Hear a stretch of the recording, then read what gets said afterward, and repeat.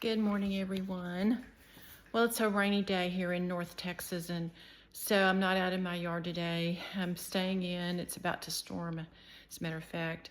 But I do want to share a few things. And if you're not an alienated parent or grandparent or know someone close to you who is, this video is probably not for you, as I want to really try to target that audience. I know there's thousands of you out there. I'm on Facebook pages and groups and blogs of other parents and grandparents who are going through this like I am, and so that's really the audience I would like to target. And so anyway, this video today is just for that, and if you're not in that group, then this probably isn't the video for you to watch, but I do want to try to reach those people, especially grandmothers like me who are alienated from their children and grandchildren. I do follow a gentleman on Instagram by the name of Charlie McCready, and if you are an alienated parent or grandparent and you don't follow him or haven't seen him, I would suggest that you follow him. I'm going to read something off of his page, and it gives you kind of just a flavor of what he says and does. He is an actual former alienated parent, and he's just a wealth of information and input, advice, and that kind of thing. So I'm going to read this to you. This is from his Instagram, and it's Charlie McCready, and I believe he's in the UK. If you are going through what we commonly call parental alienation, which also happens to be grandparent alienation sometimes as well, a form of psychological abuse where a child's natural bond with one parent or grandparent is systematically undermined. Let's see. Until that parent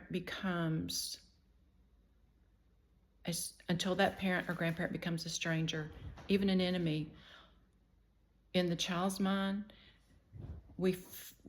I'm sorry, I'm reading off of his and it's a little hard to read.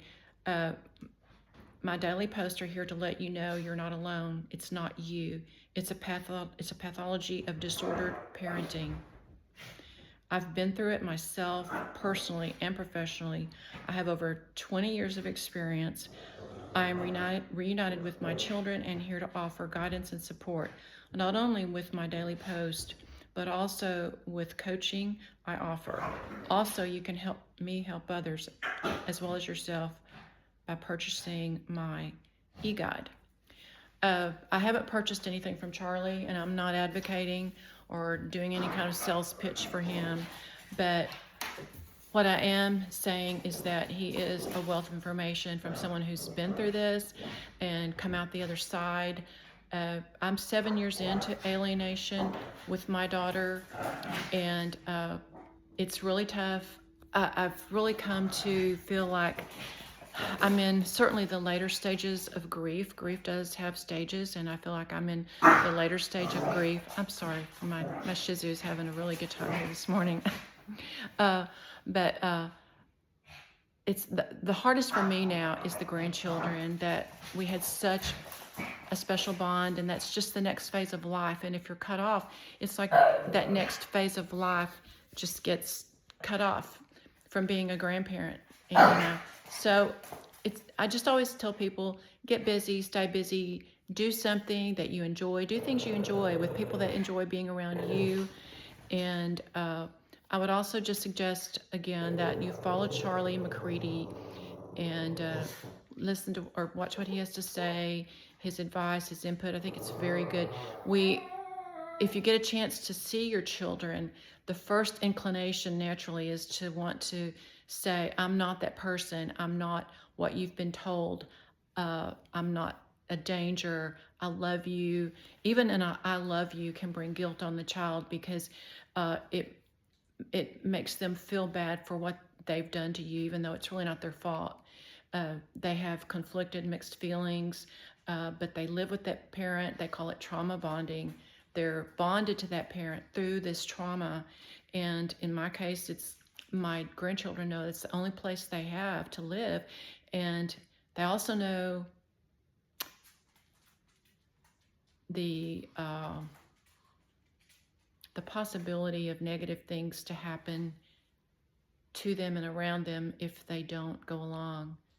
So I may share more on that later on, but it's really what it is in my case, and I think many cases out there, it's instilling fear in the child, fear if they do this or say this, or if they even feel a certain way, like express love or emotion toward that parent or grandparent, it can enrage the alienating parent and really bring a lot of negative things on the child that the child just doesn't want to deal with. So it's a lot. It's a lot that goes on. If you've never experienced it, then it probably seems foreign. If you're still watching this, it seems foreign to you.